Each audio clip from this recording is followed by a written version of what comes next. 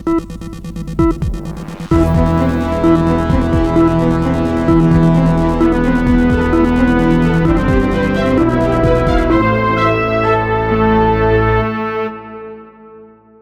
में महिलाओं को बिना शर्त नकद हस्तांतरण देने की वह नीति, जो कुछ वर्षों पहले तक सीमित प्रयोग मानी जाती थी, आज एक सामाजिक राजनीतिक क्रांति का रूप लेती जा रही है। देश के 12 राज्यों में चल रही ये पहल लगभग 11.5 करोड़ महिलाओं को महीने दर महीने सीधी आर्थिक सहायता प्रदान कर रही है, जिससे इस प्रवृत्ति को दुनिया के सबसे बड़े और सबसे जटिल सामाजिक नीति प्रयोगों में से एक का दर्जा दे दिया है। ये सहायता ना तो मजदूरी है, ना रोजगार आधारित लाभ और ना ही किसी सशर्त कल्याण योजना का हिस्सा। ये एक ऐसी व्यवस्था है जिसमें सरकार महिलाओं के उस घरेलू श्रम को, जिसे अब तक अदृश्य माना जाता आया था, पहली बार आर्थिक रूप से मान्यता देने लगी है। एमपी के एक छोटे से गांव में रहने वाली प्रेमिला भलावी इस प्रयोग का हिस्सा है। उनके लिए हर महीने मिलने वाले 1500 रुपए भले ही कोई बड़ी रकम ना हो, लेकिन ये राशि उनके जीवन में एक निश्चित स्थिरता और आत्मनिर्भरता की भावना लेकर आई है।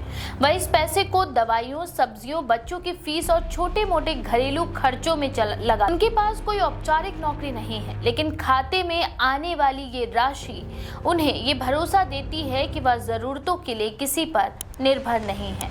ये भरोसा, ये मनोवैज्ञानिक सुरक्षा महिलाओं की दुनिया में अक्सर सबसे दुर्लभ वस्तु होती है, क्योंकि पारिवारिक ढांचे में आर्थिक नियंत्रण अभी भी काफी हद तक पुरुषों के हाथ में रहता है। ये अनुभव केवल प्रेमिला तक सीमित नहीं है। महाराष्ट्र, पश्चिम बंगाल, झारखंड, उड़ीसा, असम, तमिलनाडु, आंध्र प्रदेश, हरियाणा और अब बिहार जैसे राज्यों में ऐसी योजनाएं जमीन पर उतर चुकी हैं और इनके लाभार्थियों की संख्या इतनी बड़ी है कि ये स्पष्ट हो गया है कि भारत की राजनीति में महिलाओं की आर्थिक स्वतंत्रता एक निर्णायक मुद्दा बन चुकी है। महाराष्ट्र अकेले में 2.5 करोड़ से अधिक महिलाएं इस योजना से लाभान्वित हो रही हैं, जबकि ओडिशा की योजना राज्य की लगभग 71% महिला मतदाताओं तक पहुंच रही है। गोवा इस प्रकार की योजनाओं की शुरुआत करने वाला पहला राज्य था, जिसने 2013 में महिलाओं के लिए बिना शर्त नकद सहायता की पहल की। उसके बाद 2020 में असम ने आर्थिक रूप से कमजोर महिलाओं के लिए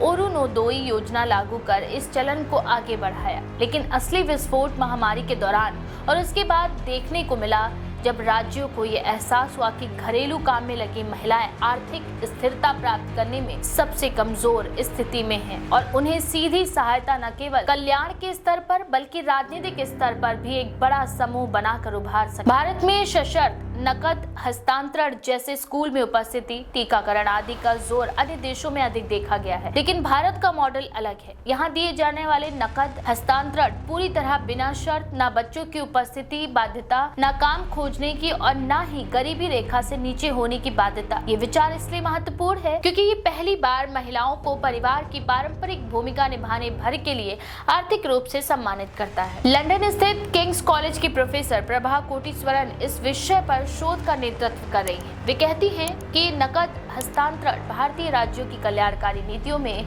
महिलाओं के पक्ष में एक ऐतिहासिक विस्तार का संकेत देते हैं। उनका मानना है कि किसी ऐसी पहल महिलाओं के अनपेड केयर वर्क यानी घरेलू काम और देखभाल के अदृश्य श्रम को पहली बार नीति स्तर पर पहचान दिलाती है। भारत में महिलाएं हर दिन लगभग 5 घंटे से अधिक समय घरेलू काम में बिताती हैं, जो पुरुषों की तुलना में लगभग 8 गुना अधिक है। इस असंतुलन का सीधा असर महिला श्रम भागीदारी पर पड़ता है, जो लंबे समय से बेहद कम है और वैश्विक औसत से काफी नीचे है। अर्थशास्त्रियों के अनुसार अगर महिलाओं पर घरेलू काम का बोझ कम हो जाए और उन्हें आर्थिक अवसरों का विस्तार मिले तो भारत की जीडीपी में उल्लेखनीय वृद्धि संभव है। इसीलिए ये योजना केवल जन कल्याण का हिस्सा नहीं बल्कि दीर्घकालिक आर्थिक पुनर्गठन का भी संकेत मानी जा रही है। पश्चिम बंगाल और तमिलनाडु जैसे राज्यों में इस नकद सहायता को महिलाओं के अधिकार के रूप में प्रस्तुत किया गया है। तमिलनाडु ने इसे राइट्स ग्रांट कहा, जो सीधे सीधे ये दर्शाता है कि महिलाओं का घरेलू श्रम एक मूल्यवान आर्थिक योगदान है, जिसके बदले उन्हें सम्मान और पारिश्रमिक मिलना चाहिए।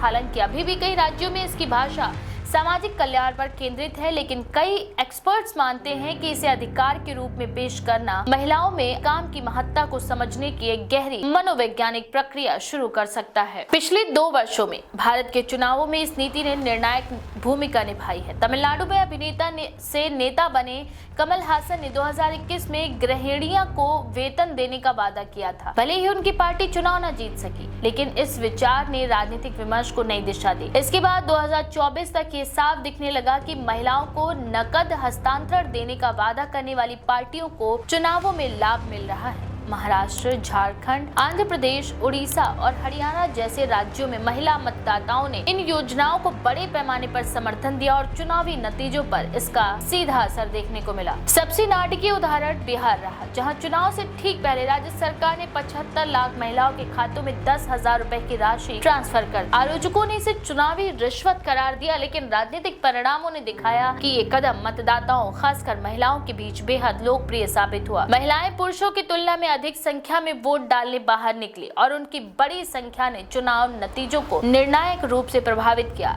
एक्सपर्ट्स के अनुसार ये भारत की राजनीति में महिलाओं की बढ़ती सामूहिक शक्ति का संकेत है। हालांकि इस तरह के कार्यक्रमों की आलोचना भी कम नहीं हुई। कुछ अर्थशास्त्रियों और नीति विशेषज्ञों का मानना है कि बिना शर्त नकद हस्तांतरण मुफ्तखोरी को बढ़ावा दे सकता है और ये वित्तीय रूप से टिकाऊ नहीं है। 12 राज्य इस वित्तीय वर्ष में लगभग 18 अरब डॉलर इन योजनाओं पर खर्च करने जा रहे हैं और इन राज्यों में से आधे पहले से ही राजस्व घाटे का सामना कर रहे हैं। इसका मतलब है कि वे राज्य अपनी नियमित खर्चों को पूरा करने के लिए उधार ले रहे हैं, जिससे भविष्य की वित्तीय स्थिति पर दबाव बढ़ सकता है। लेकिन दूसरी तरफ समर्थक कहते हैं कि सामाजिक आर्थिक विषमताओं को कम करने के लिए ऐसे खर्च आवश्यक हैं। घरेलू काम को आर्थिक मूल्य देना केवल आर्थिक नहीं बल्कि नैतिक और सामाजिक आवश्यकता भी है और अब तक महिलाएं आर्थिक रूप से कमजोर रहेंगी। जब तक महिलाएं आर्थिक रूप से कमजोर रहेंगी तब तक उनके पास अपने जीवन के फैसले लेने की स्वतंत्रता सीमित ही रहेगी। जमीनी स्तर पर किए गए अध्ययनों से पता चलता है कि पैसा महिलाओं की जिंदगी को कई छोटे लेकिन बेहद महत्वपूर्ण तरीकों से बदल रहा है। पश्चिम बंगाल की सोमा दास अपने घर के 7 सदस्यों का खर्च चलाने के लिए इस पैसे से कपड़े बेचने का छोटा कारोबार करती हैं। उन्होंने बताया कि पहले वह घर के पुरुष सदस्यों पर निर्भर थी, लेकिन अब वह बिना किसी से पूछे बच्चों की फीस भर सकती हैं, दवाइयां खरीद सकती हैं और घर में आने वाली छोटी बड़ी जरूरतों के लिए अपनी बचत रख सकती हैं। तमिलनाडु में महिलाओं ने बताया कि नकद सहायता मिलने के बाद घरेलू तनाव कम हुआ है, क्योंकि घर के खर्चों को लेकर पति पत्नी के बीच होने वाली बहसें घट गई हैं। कर्नाटक की महिलाओं ने कहा कि उन्हें बेहतर भोजन मिल रहा है, वे अपने स्वास्थ्य पर अधिक खर्च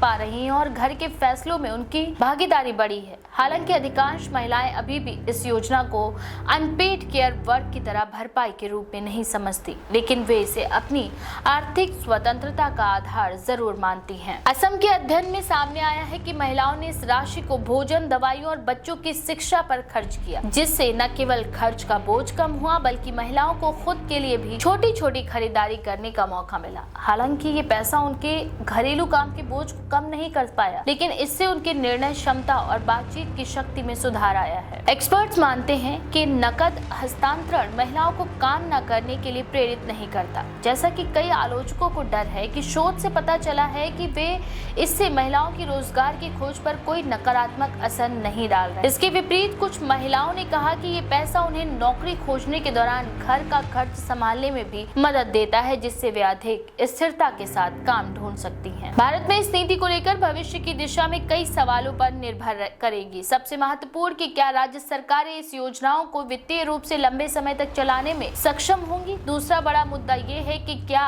इस नकद हस्तांतरणों के साथ साथ रोजगार के अवसर भी बढ़ाए जाएंगे, ताकि महिलाएं अपनी आर्थिक सुरक्षा को केवल सरकारी सहायता पर निर्भर न रहने दें। कई महिलाएं कहती है कि वे सम्मानजनक रोजगार चाहती हैं और नकद सहायता उनके लिए केवल एक सहायक साधन है, अंतिम लक्ष्य नहीं। इस बारे में आपका क्या विचार है? अपनी राय कमेंट सेक्शन में जरूर लिखें। ऐसी और भी लेटेस्ट अपडेट्स के लिए देखते रहें भारत 19 एक्सप्रेस।